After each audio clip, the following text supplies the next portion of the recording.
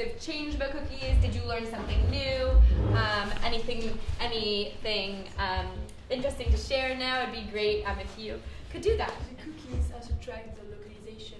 Like when on Facebook sometimes we went to a party and we met new people. And then on Facebook we have some new faces that come and say, oh, do you want to get friends with that person? And so yes, this is also So Facebook has really complicated algorithms, but what we can tell you for sure is cookies definitely can track your location, like where you're accessing websites from, among other things like your gender, your age. It depends, if you're accessing different websites through an account or things like that. But location is definitely something that that some types of cookies can track. And not only that, with Facebook is, right, it's not just advertisement, it's also like Facebook using algorithms to track you, right? So they're gonna request friends that are, of your similar interests, and so that's why sometimes you see Sciences Po, oh, well maybe you are friends with this and this and this person, and you can request it. And that's actually a cookie tracking you, because of your environment and what you kind of use on your computer, right? And so with every information that you click on, that goes straight to an algorithm, it goes straight to a cookie, to a tracker, and then it'll change their preferences to cater to your profile, right? So it's very specific, and it's very personalized, and it kind of demonstrates how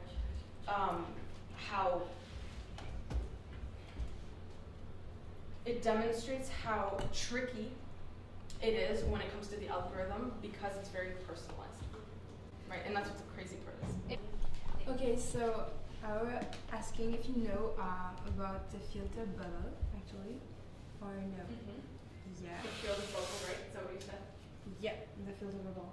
So, do cookies Do you want to explain it to everyone? Okay. We don't have so much time, Yes. so maybe not explain it. But do you know about it? Yeah. Okay. So yeah. For about the cookies, do they use a filter bubble, actually? In a sense, yes. But again, it's because it's your preferences, right? So it's something that we saw, especially with when you go on your scroll on your feed, you're gonna find stuff that is catered to you, right? So it's gonna create this bubble effect of where you think that everyone has the same ideology as you, but in reality, no, right? And I think that's what we saw with the Trump election very well, because if you were in a liberal bubble, you were only gonna see liberal stuff. You weren't gonna see the opposition. You weren't gonna see the conservatives' voice.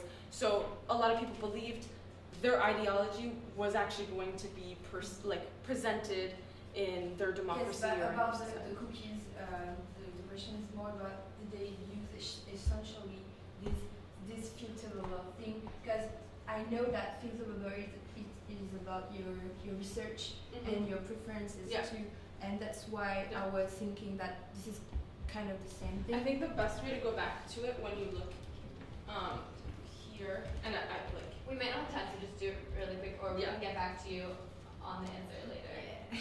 it's what? Just give me, where's the one that you? Right here, right? It's the site analytics. That's what's, and it's the biggest part of what's tracking you.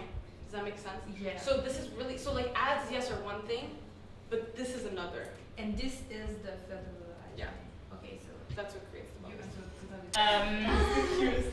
Yeah, I think I just had time to look at the Ghostery app, and I think I'm really gonna keep it because it's super interesting to see everything that's tracking you. And I think the share of, is it ad, is it essential, science analytics, etc. That's so interesting, and I get super obsessed about those kinds of things. So.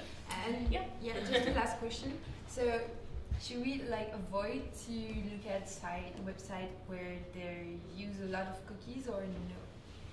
What are you thinking about that?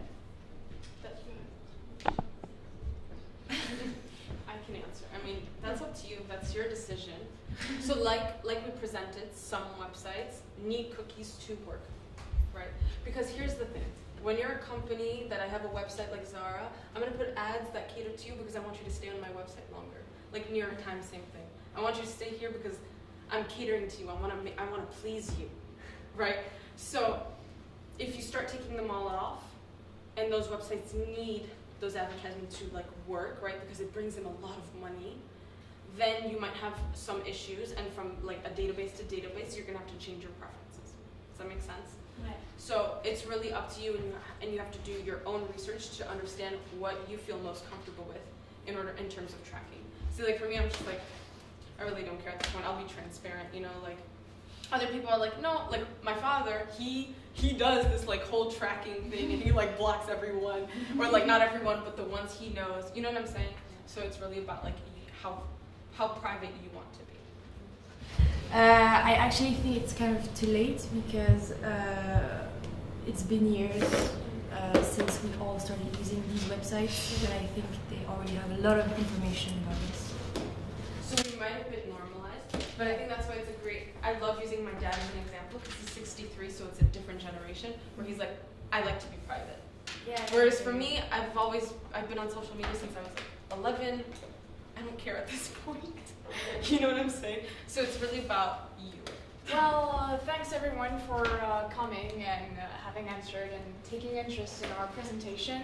We hope you've learned quite a few things about cookies, about how they work, how they use your information, and how to best adapt and manage cookies in your personal web experience. So to thank you all, we'll just offer some real cookies.